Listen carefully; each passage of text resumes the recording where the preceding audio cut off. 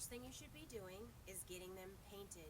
You don't need to paint them, but if you want to, you need to paint them first, and preferably 2 to 4 weeks, if not longer, before your bees are installed.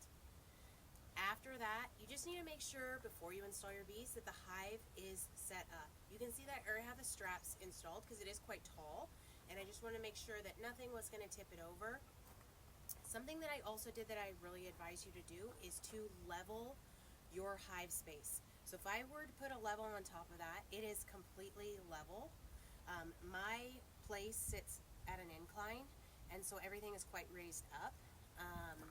And then after that, you just need to make sure that you have stapled your net or screened bottom board to your base of your primal hive, and I'm going to be showing you that today.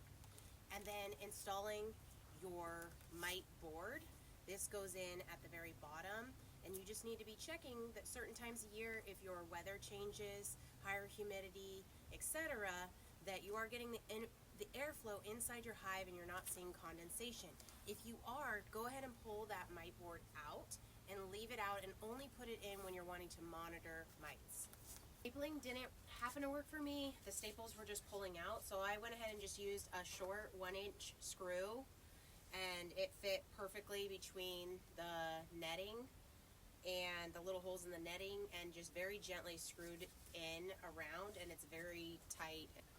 I saw this online and I thought it was really cool. I hadn't seen it since Primal, but the rule of thumb with bees is if you are doing a hive check, which traditionally you could just pull a frame out and then move the frames over, that way you can scoot everything back, put that frame back in. You want to keep them in the same order that the bees have decided to draw things out, because the bee kind of knows best, and you don't want to disrupt anything you don't have to. And in the Primal hive, I saw that somebody had labeled their hive basically 1 through 7, because you have 8 frames, but 1 is your followers board. And your followers board, you're going to leave 3 frames in when you install your bees, have the followers board right by it, so a 4th frame, but it's a wall. And then you have 4, 5, 6, 7.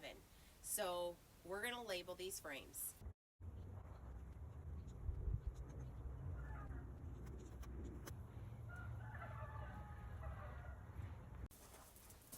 I also needed to install my comb guides into the rest of my frames, because I've already waxed them, and now we're just gonna literally lay them in here. It's like over under groove type of thing. So you kind of like pop them where the guides are, and then you have to kind of pop it gently through so that they're kind of before or and under, like kind of like over under. And you've got 3 sets down to do that, 2 sets at the bottom, just like a nice little snap in.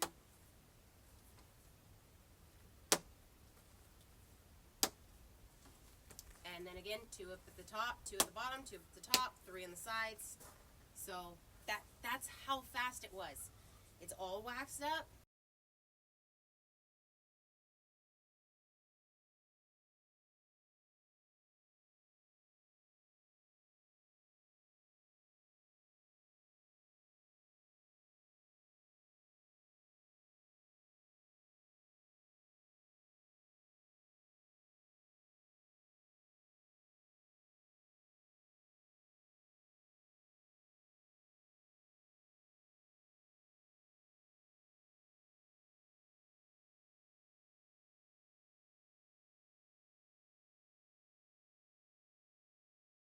So that's how easy it is to install and set up a Primal beehive.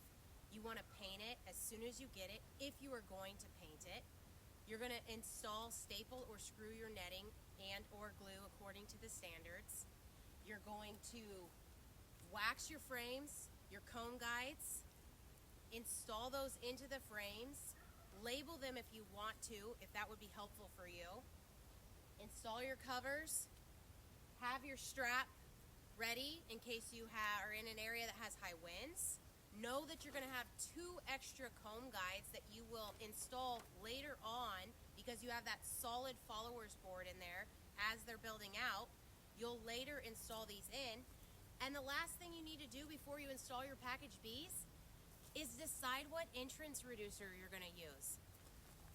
I don't recommend leaving it wide open.